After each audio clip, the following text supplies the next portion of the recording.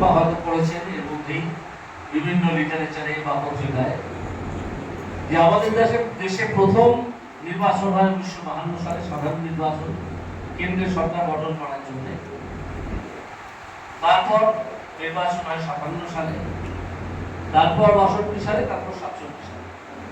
1967 সাল পর্যন্ত একসঙ্গে দুটো নির্বাচন হতো।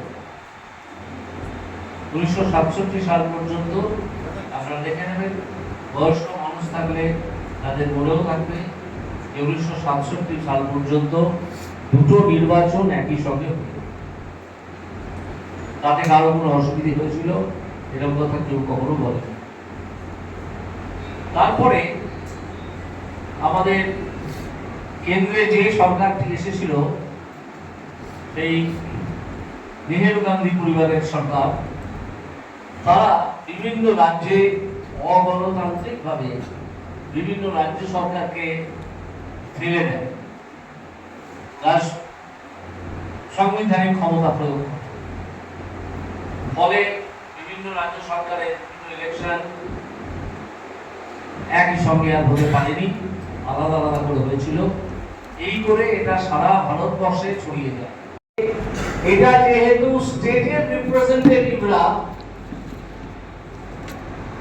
লোকসভায় যাচ্ছেন, সেই জন্য এই নির্বাচনটাকে, এই পদ্ধতিটাকে প্রতিটা স্টেট থেকে র্যাটিফাই করে আনতে হবে। অর্থাৎ প্রতিটা স্টেটে পাঠাতে হবে, পাঠিয়ে বলতে হবে যে আমাদের লোকসভায় এটা পাস হয়ে গেছে, তোমরা কি বলছো বলো। এখন আপনারা জানেন যে আমরা 17টার মতো রাজ্যে ক্ষমতায় আছি। এটাই লাগে যদি মোর দ্যান হাফ, অর্থাৎ অর্ধেকের বেশি রাজ্য যদি এতে সম্মতি দেয়, তাহলে এটা সংবিধান সংশোধন আকারে গৃহীত হবে এবং রাষ্ট্রপতি সই করলে সংবিধান সংশোধন হবে। 5 বছর অন্তর ইলেকশন হবে, যে কথাটা বলা আছে সেখানে কথা বলা থাকবে যে 5 বছর অন্তর লোকসভা এবং বিধানসভার নির্বাচন হবে।